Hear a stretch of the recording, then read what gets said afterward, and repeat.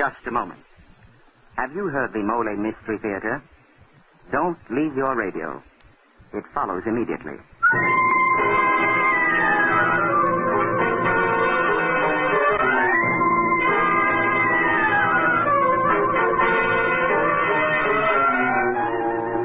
Molle, M-O-L-L-E, the brushless shaving cream that guards your face with a special protective film, presents the Molle Mystery Theater.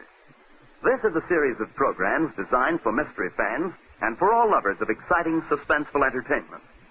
Every Tuesday night at this time, you are going to hear one of the great mystery stories of the past, the present, or the future. They will be selected and brought to you by Mr. Geoffrey Barnes. Mr. Barnes, who has made a lifelong study of mystery fiction, is a connoisseur of fine detective stories. Mr. Barnes. Good evening and welcome to the Molle Mystery Theater. Our story tonight is a fast-paced, up-to-the-minute mystery by Dwight V. Babcock. Its title, Homicide for Hummert.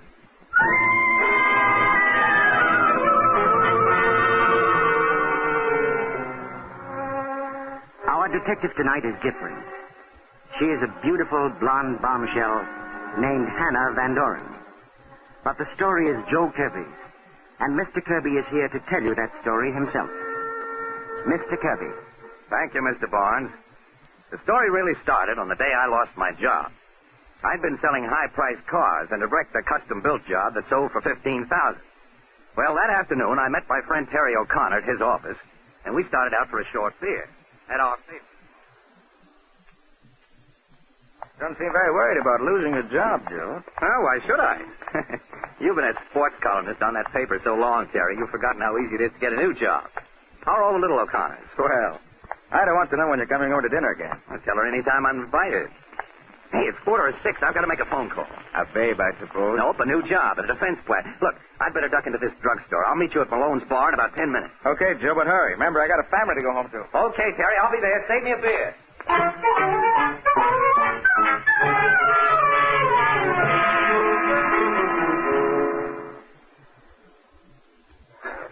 Oh, there's Joe now. Hey, Joe, over here. Oh, hello, everybody. Hiya. Everything okay? Sure, everything's okay. Hey, who's the beautiful face? She's with George Engel here.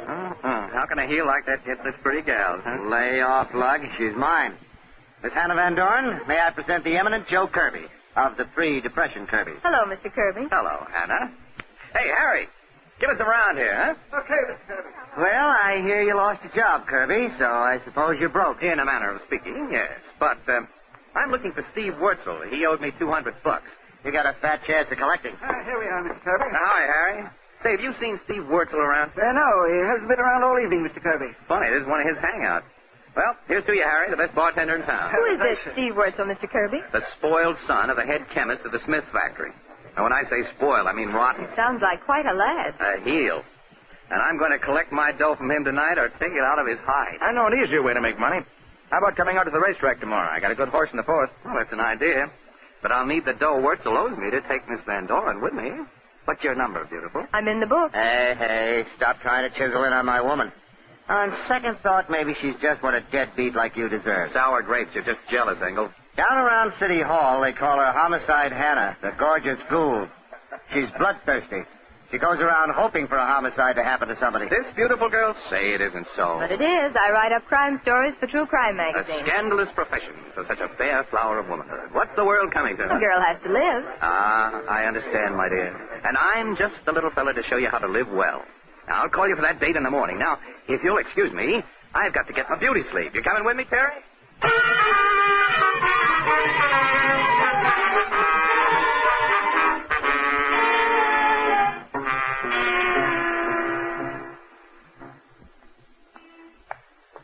There's my bungalow, Terry. Hey, I got some beer that ought to be cold as ice. Why not stop in for a minute, huh? Okay, I'll have one for the road. Hey, looks like you got company. The car out front. Yeah, looks like Veronica Smith. Hi there. That you, Veronica? Hello, Jojo. Millie and I just came over to see you. We wanted you to come over to the house. My dear little brother is giving a party. No. Too many stuffed shirts. Terry, this is Veronica Smith, Milt Robinson. How do you do? Glad to know you. Where have you been, Jojo? Out looking for Steve Wurzel. Say, he isn't at your place, is he? Just because his father is Dad's chief chemist doesn't mean he comes to our parties. Does he owe you money? Yeah. And when I catch him, I'll take it out of his hide. Well, I'll be glad to help you. He's a termite. Hey, we were going to have a nightcap. Want to come back and join us? No, not now, Jojo. We have to get back to the party. Goodbye, Mr. O'Connor. Come on, though. Yes, Veronica. I'll be seeing you, Jojo. Yeah, so long. Good night, Bye. Glad to meet you. Now, what was the matter with her? What do you mean? Well, she seemed jumpy. Well, let's go in and get our nightcap, huh? Okay, my friend. Uh-oh. What's wrong, Joe? With the keys in the lock. Hey, I'm sure I didn't leave it there. Oh, who else would, Dope? Come on, open up. Okay. There we are. Yeah, I wonder how Veronica... Hey! There's a man on the floor. It's Steve Wetzel. How did he get here? Hey, Joe. Joe, he's dead. Well, what do you know? The lousy double-crosser getting himself killed before I can collect from him. On my carpet, too. Now, wait a minute, Joe. This is serious. You told a lot of people tonight you were looking for Steve. And the policemen think you found him. That knife, his back, yours? Yeah. It's my paper knife. But I was with you. Not all the time, Joe. You were telephoning. That's right. The Malone's bar is only 2 blocks from here. Yeah, I certainly don't have an alibi. Well, I know you didn't do it, Joe, but the cops won't. Hey, look, you better come and spend the night at my house. I'll swear you with me all evening. Then we can come back and discover the body in the morning. Yeah, guess it's the only thing to do. Okay, Terry, let's go. Let's stop in at the Hofbräu on the corner and get that drink. I need it now.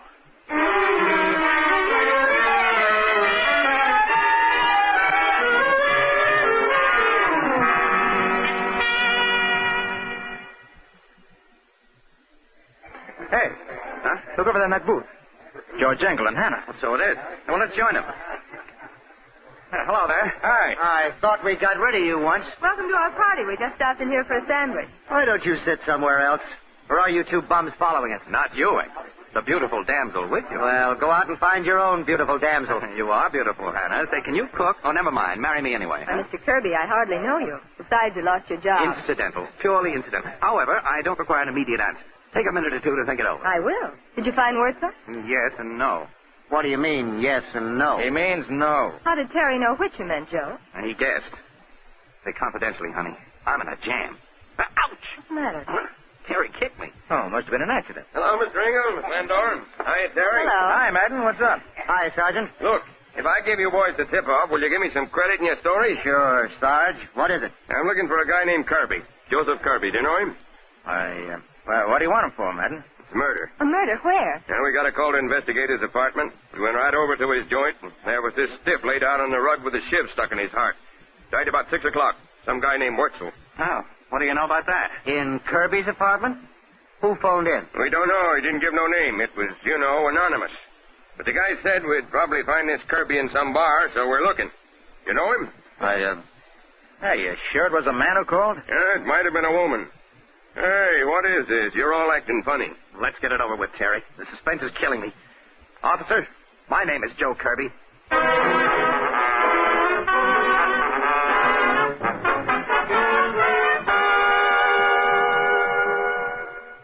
There he is, Inspector. I found him in a bar around the corner. Okay, Madden. For the record, Kirby, what's your full name?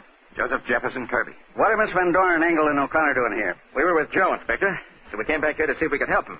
And Joe didn't kill Wurzel either. Take it easy, O'Connor. Nobody said he did yet. But we're going to find out. Did you kill him, Kirby? Sure, he killed him. What's the idea, George I Engel? did it all for you, baby. It's a Christmas present. A homicide for Hannah. There's your motive, Inspector. I for 2 cents I'd punch you in the nose, Engel, joking at a time like this. Don't try to be funny about this, George. Terry's right. I know he didn't do it. Did you, Joe? Oh, I'm afraid not. Not even for you, Hannah. Anything else, but not that. Hey, wait a minute. I'm still handling the investigation around here. Where were you between 5 and 6 this evening, Kirby? He was with me. All the time, O'Connor? No, I wasn't with Terry all the time. He was looking for Steve Wurzel. Very interesting. Why did you want to see him, Kirby? Well, Wurzel owed him money, and Kirby said he was going to collect. Or take it out of Wurzel's hide. Can't you keep your mouth shut, Engel? What are you trying to do? I was only kidding.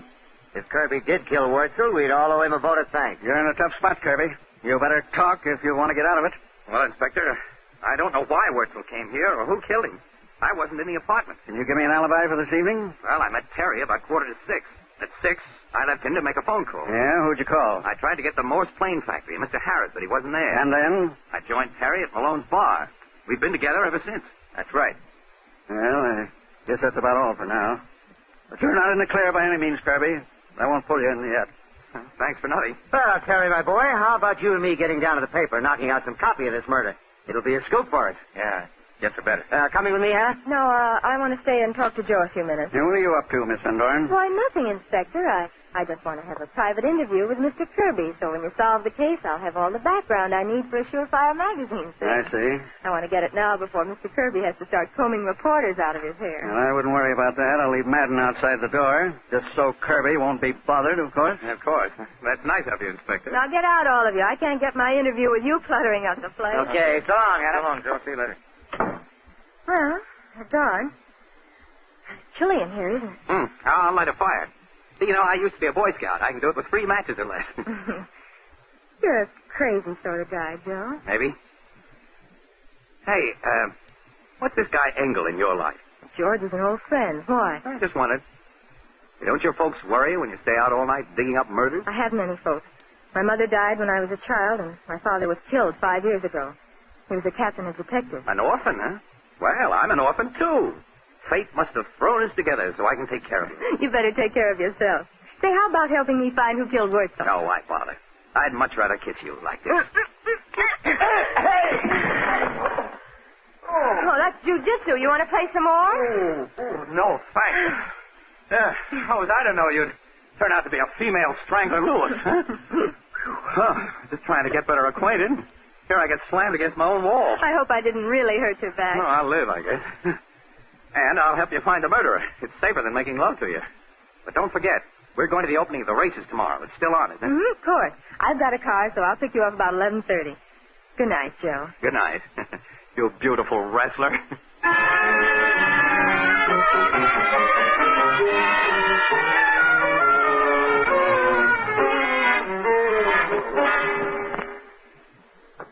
Who is it? It's me, Madden. There's a couple of people here to see you. Miss Veronica Smith and Milton Robinson. Send them in.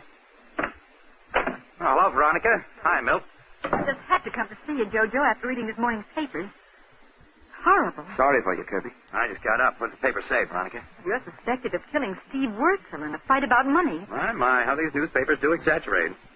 Say, were you inside my place last night, Veronica? No. No, we weren't, Jojo. We just knocked on the door and there wasn't any answer, so we left. That's when we met you. Then why wouldn't you come back with me? Well, we had to get home. I had to get to the party, and Milt had to get home to his mother. You see, she's blind, and she gets frightened when Milt is away too long. Isn't that right, Milt? Yes, indeed, Veronica. Yes. Okay, that's your story. I didn't mention you to the cops anyway. Thanks very much. Madden said you're up, so I'm just walking in. Oh, I didn't know you had company. Oh, it's all right, Hannah. Hannah, this is Veronica and Milt. How do you do? Hello. Jojo, your taste is improving. She's a lovely blonde. And that she is, and we're off to the races. You all going? Yes, we are, and I have my station wagon. We can all go together. Swell. Well, what are we waiting for? Let's go.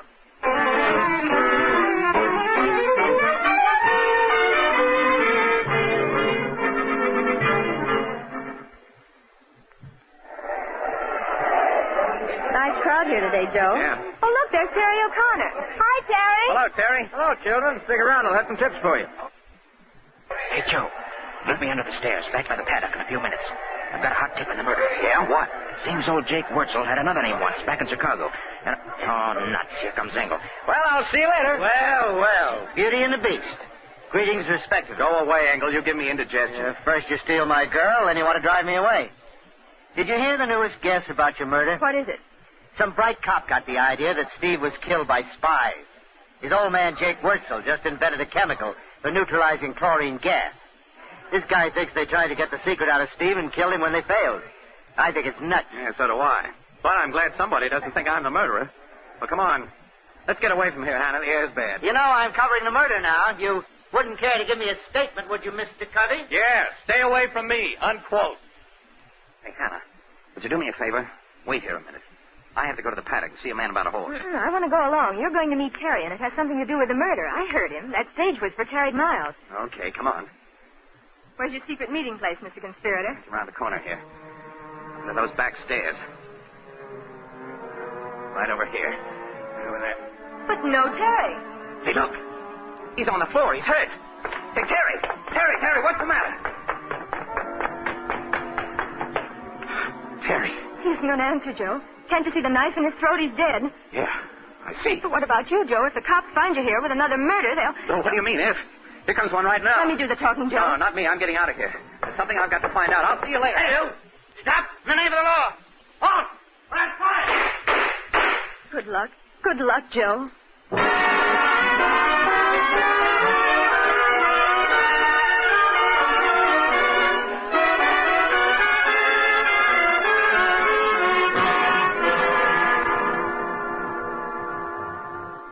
Well, mystery fans, there's nothing like a few pistol shots to start some action.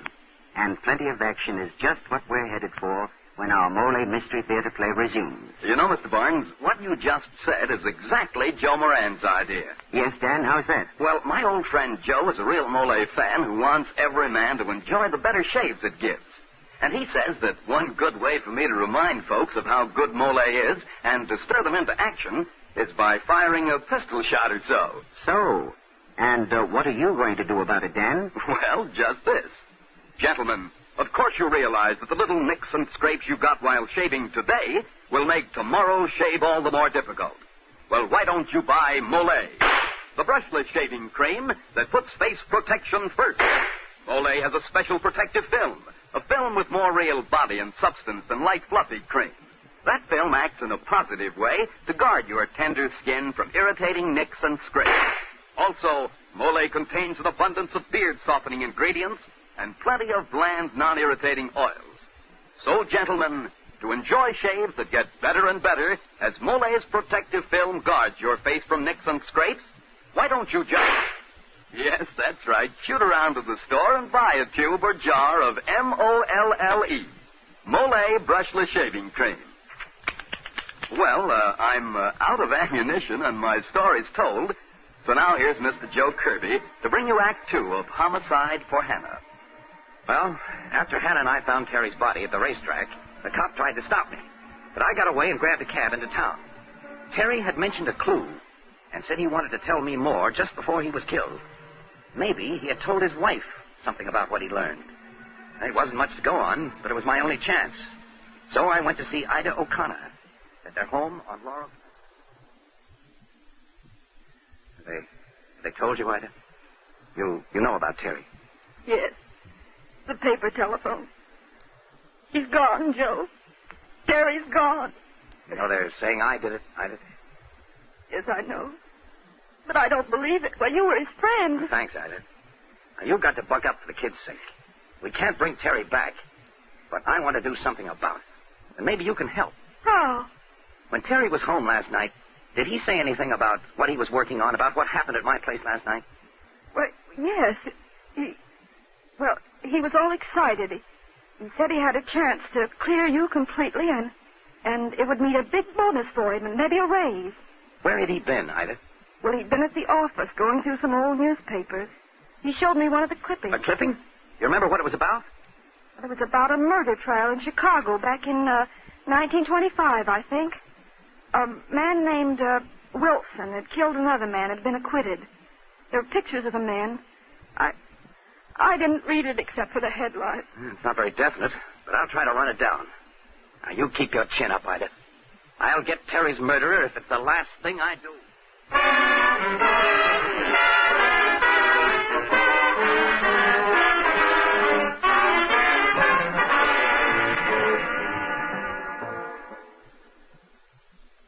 Come in.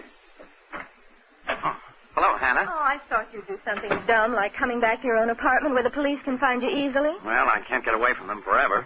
I might as well be comfortable while I wait. Did you come straight here from the track? No, I was downtown reading some old newspapers. Oh, you would. I don't suppose you thought of reading the last edition of today's paper while you were there. No. Why? Nothing, except that while you were running around making sure you have no alibi, Steve's father, old Jacob Wurzel, was killed. Murdered? Yes. Say, this is getting to be an epidemic. Well, eat, drink, and be merry. How about a highball, Hannah? No, thanks. I want to talk to you, Joe. Please be serious. Yes, Hannah, I'll be... Oh, maybe that's the cops now. Come in. Hello, Jojo. You see, Milton, I told you he'd be here.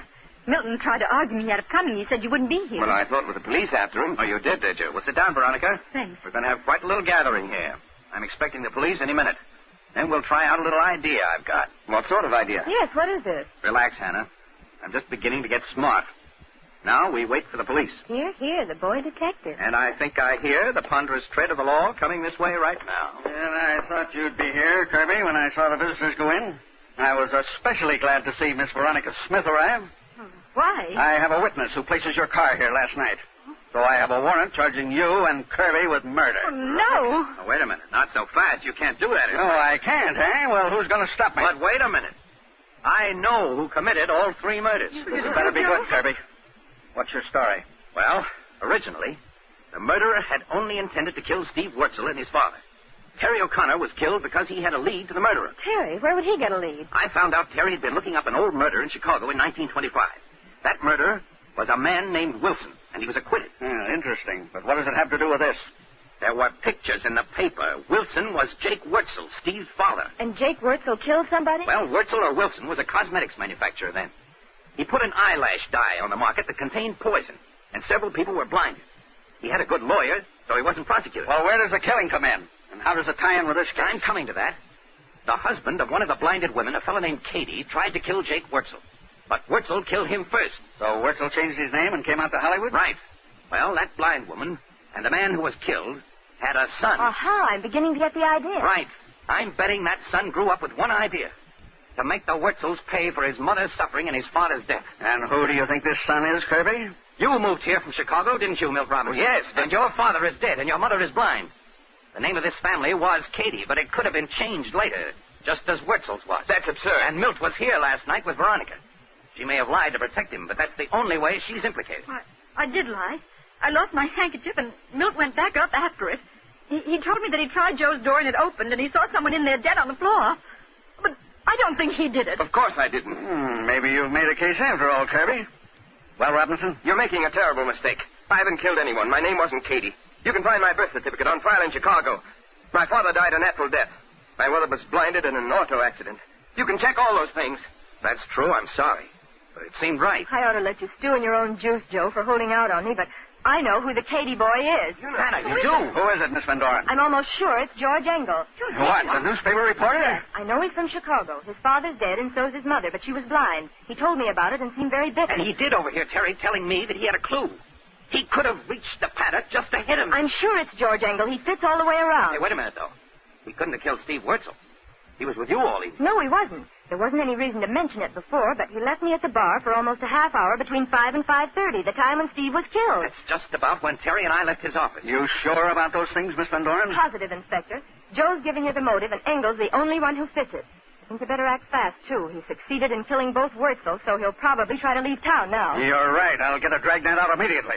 Well, I'm sorry about almost pulling you in, Kirby. Come along, Veronica. We'd better go, too. Yes, Milton. I'm really very sorry, Milton. Forget it, Kirby. Well, goodbye, all of you. Goodbye, Joe. Bye, Harry. Drop in again when I have another murder.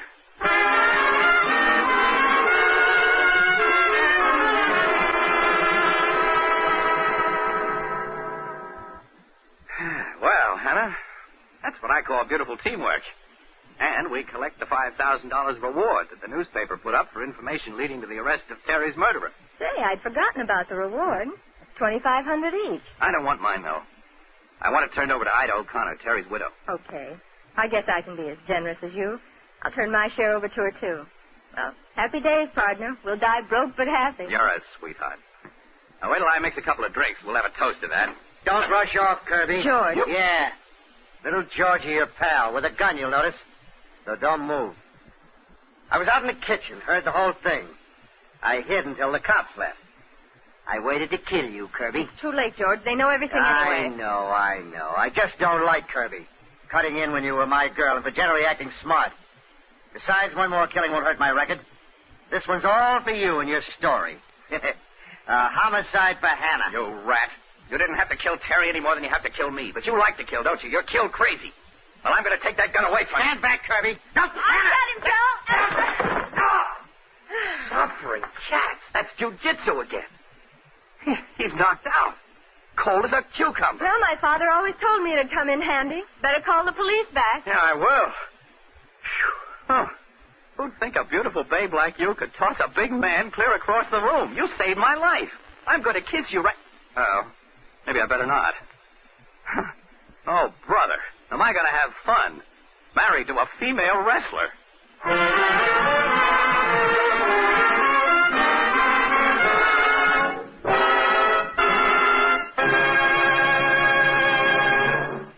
Ladies and gentlemen, you have just heard the Molle Mystery Theater presentation, Homicide for Hannah. And a very exciting, eventful case it was. Now we continue with still another case. One that I'm sure the men in our audience will find eventful and helpful. All right, Dan? Oh, friends, this is the story in words and music of Wilbur. Wilbur used to be the sort of guy who woke up in the morning with a grouch. When his wife spoke to him, Wilbur would answer something like this. Yes, very grumpily. Because he was almost positive he was in for an unpleasant time with his morning shave. And as Wilbur shaved, as he nicked and scraped his face, his spirits got lower, lower, and lower. Well, finally, Wilbur listened to the Molle Mystery Theater one night. He learned how Molle puts face protection first. He heard about Molle's special protective film, a film that helps guard against nicks and scrapes because it has plenty of real body and substance, much more than light fluffy cream. So, Wilbur bought a jar of Molle, and now he greets his wife every morning something like this. Oh, he feels swell since he discovered for himself that his Molle's special protective film helps guard your face. Day after day, your shaves get better, better, and better. So, gentlemen, why don't you buy Molle? Molle, the brushless shaving cream that puts face protection first. And now here's Geoffrey Barnes to tell you about next week's story. Mystery fans, we were unable to introduce our new detective, Jonathan Pierce, tonight, as previously announced. But he will definitely be with us next week in an exciting story about beautiful girls, antiques, and murder, entitled The Mystery of the Seven Keys. So be sure to listen in to Jonathan Pierce in The Mystery of the Seven Keys.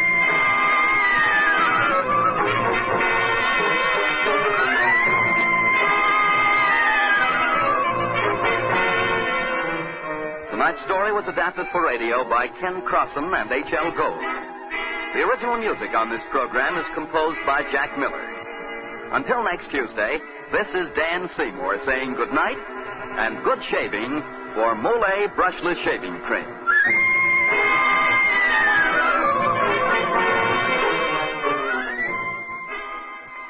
Do me a favor, folks, will you? Look at the sleeve cuff of your dress or suit. Chances are, if it isn't brand new or right back from the cleaners, it's a bit dirty. And if you had two heads, you could turn one around, and you'd see that the neckband of said suit or dress is soiled, too. But that's no reason to send the whole garment to the cleaners. Simply buy a bottle of Energine cleaning fluid and take out the dirt and the grease yourself. Energine works quickly and easily on grease stains. Energine is economical, too, and a mighty handy item to keep in the house for all tough and stubborn cleaning jobs. So tomorrow, get a bottle of Energine. This is the National Broadcasting Company.